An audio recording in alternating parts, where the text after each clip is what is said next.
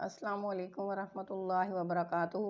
نحمدہ و نصلی علی رسولہ الکریم، اما بعد، فاعوذ باللہ من الشیطان الرجیم، بسم اللہ الرحمن الرحیم۔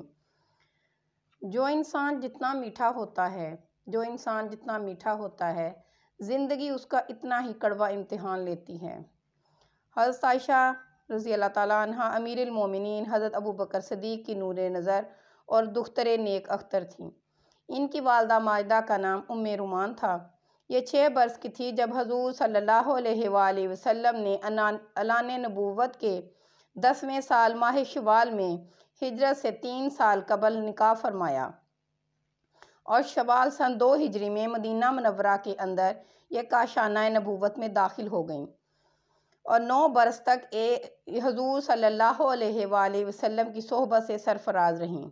ازواج مطہرات میں سے یہ کنواری تھیں اور سب سے زیادہ بارگاہ نبوت میں محبوب ترین بیوی تھیں۔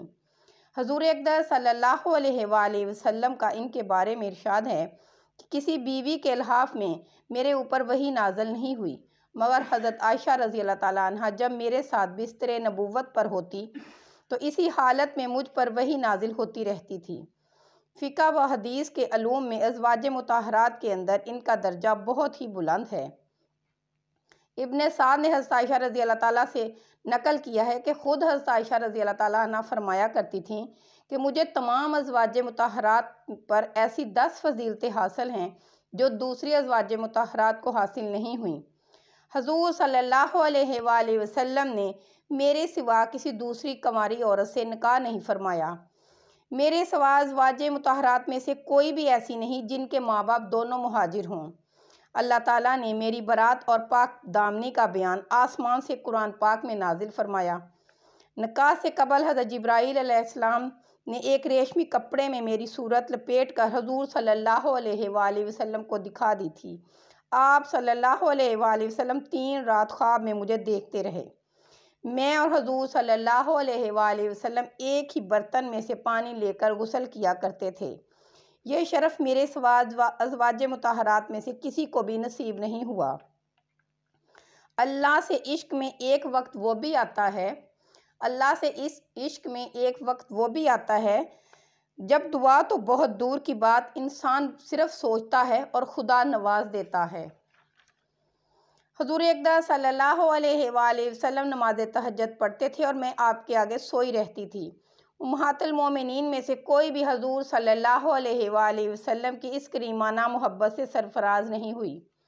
میں حضور صلی اللہ علیہ وآلہ وسلم کے ساتھ ایک لحاف میں سوئی رہتی تھی اور آپ صلی اللہ علیہ وآلہ وسلم پر خدا کی وحی نازل ہوا کرتی تھی۔